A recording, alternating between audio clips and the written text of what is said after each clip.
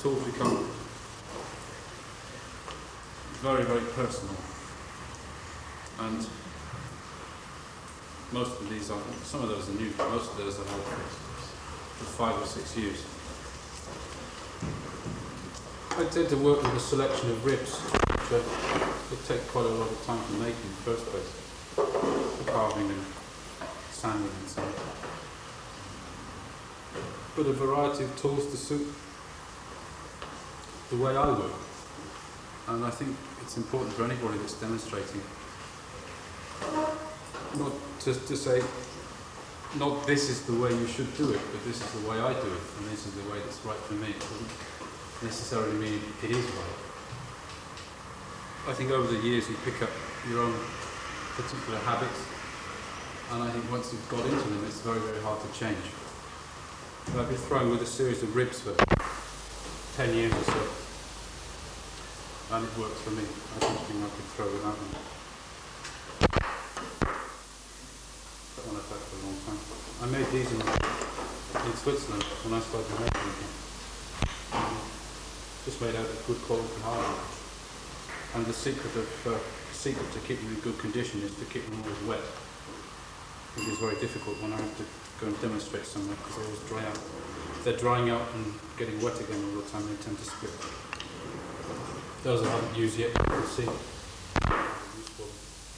A series of round ribs for shaping the inside of bowls and plates.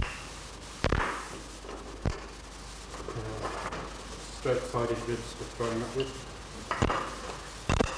And I don't know what I call that. Potter's knife, I think. Absolutely invaluable for all sorts of work. Trimming off the bottoms and so on.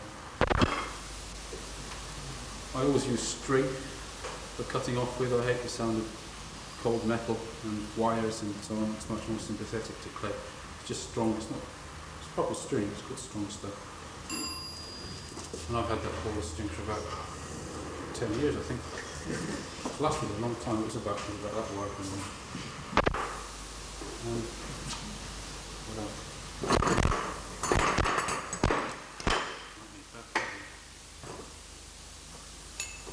Turning tools, made out of bits of scrap metal. But as Takashi always says, always better when lost it. He's right. The new ones are terrible, they grab, and they're better. If they're too sharp, they tend to grab. Not very healthy at all. Roulettes, which I made in the summer.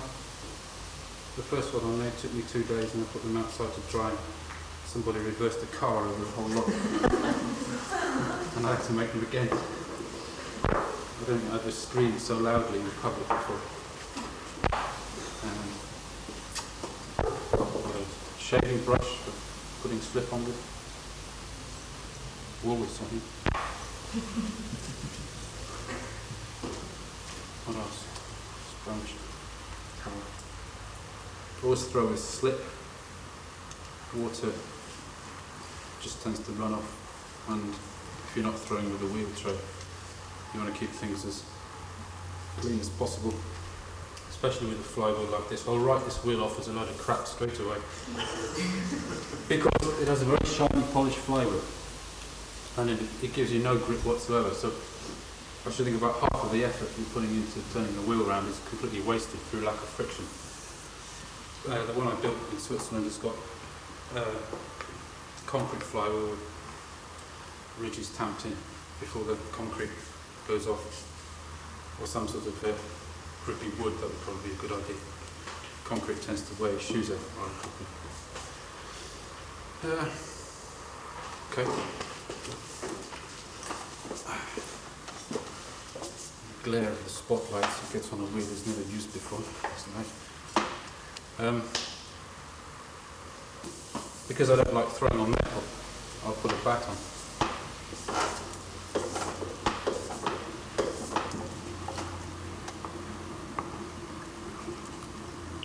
The other thing I think is very important with a wheel is that you have plenty of working space, and it's not nowhere near enough here. Things tend to drop off and you lose them. The one I've got in Switzerland. It's got a big table around it like that. Sort of tools hanging up here and roulettes along here. A bit like a console.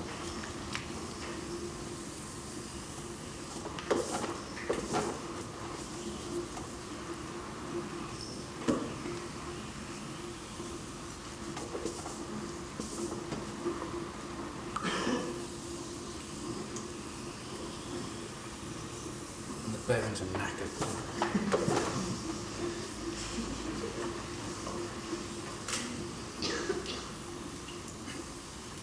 It goes around.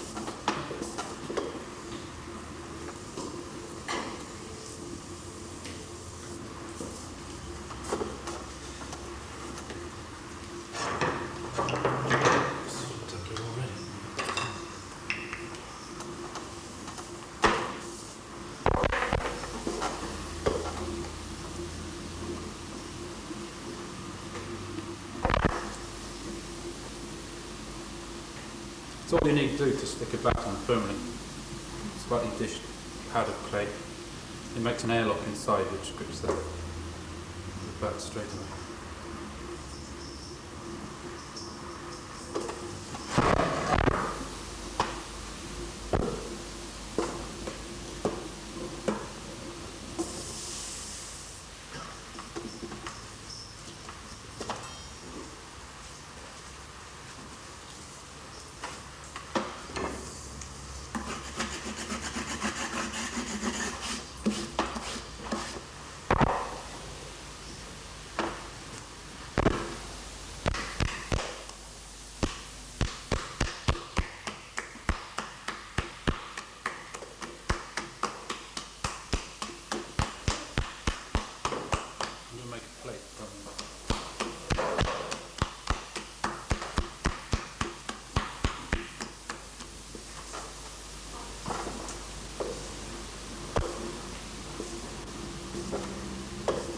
You throw in big lumps of clay, it's very important to have soft clay and get it as round as possible to start to save effort while you're throwing.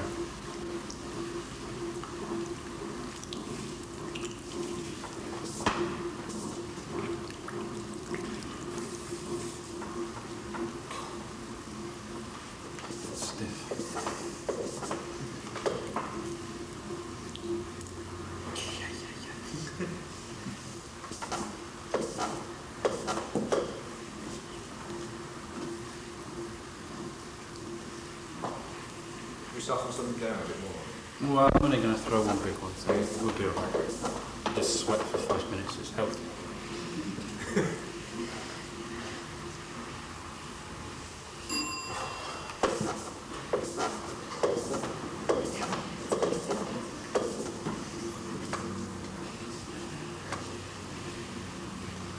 It's very important to let the wheel do the work for you, which is difficult on this one because the flywheel's not big enough. Certainly not for big pots with stiff clay. There you go.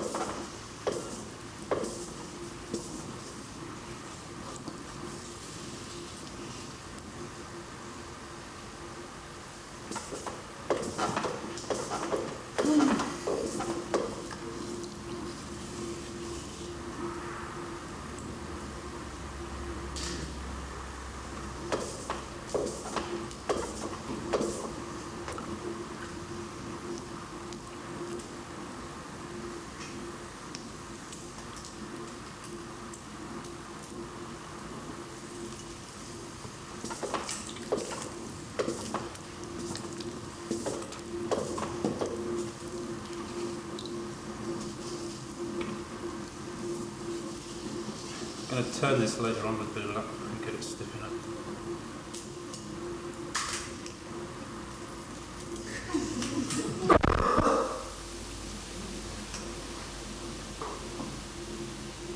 I'm not going to make a real tit of myself in, everybody knows about it. I've got automatic copyright on all of the photographs. I think that's my favourite. got a variety of curves on. And for the bottoms of plates, I use that part.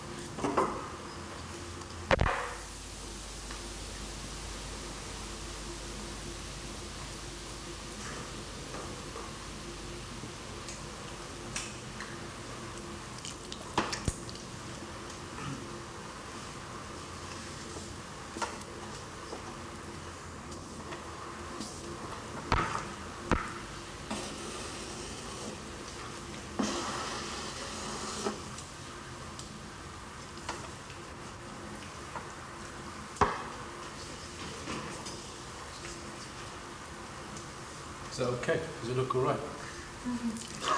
It's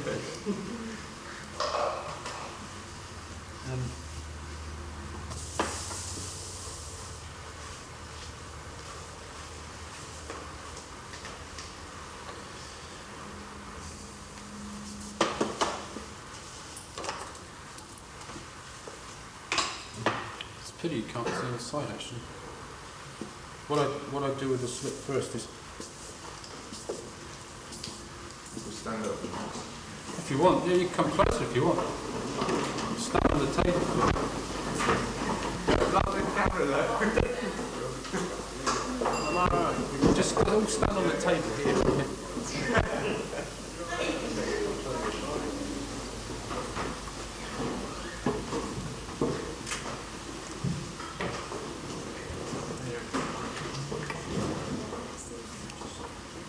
This is a, well, I don't know if this is, but the slip I use is a vitreous slip, which is about 50% nepheline cyanide, and the rest is china clay and ball clay.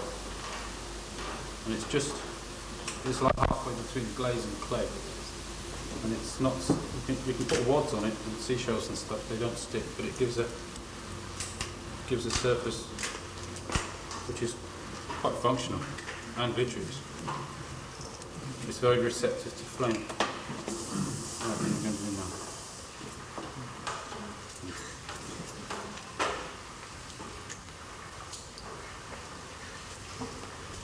Did I do this last time? Was it? Probably.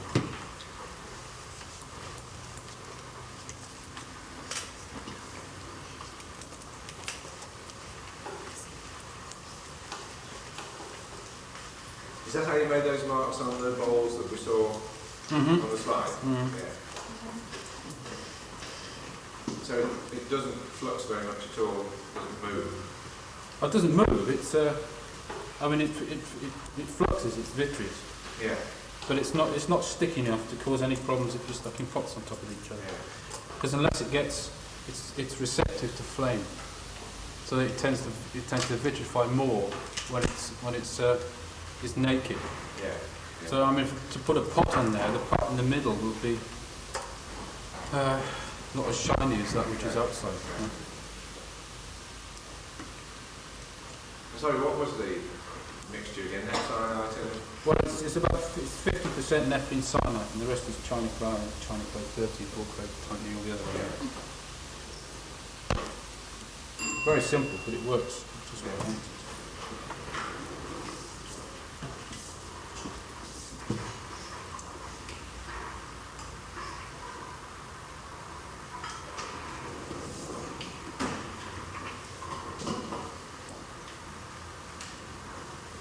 I'm very much excited by natural colour from fire and ash. more than anything else, and this seems to fit the bill very well.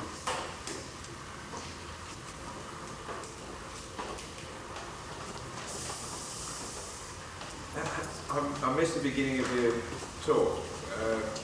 The small kiln, was that the one that you used for tests for the big one?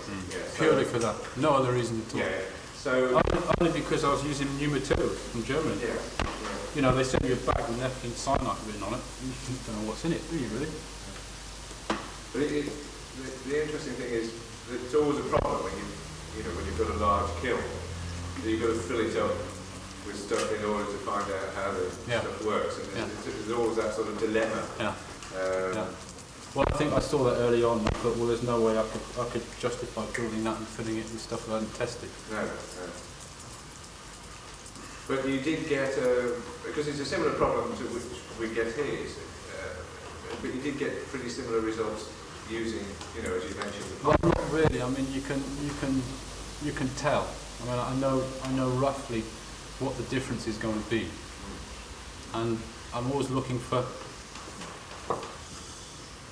I don't throw anything away for about 2 months after firing, no matter how bad it is, because the longer you look at it, you might just see some little jewel somewhere in a really bad pot. That you could use. Yeah, which I could use. Yeah.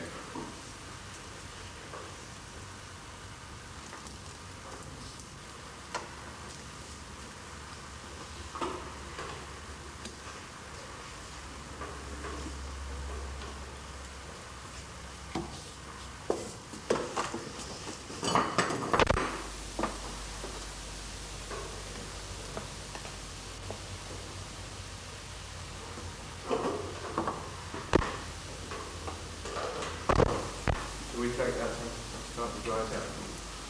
Yeah, because that'll take quite a long time, wouldn't it?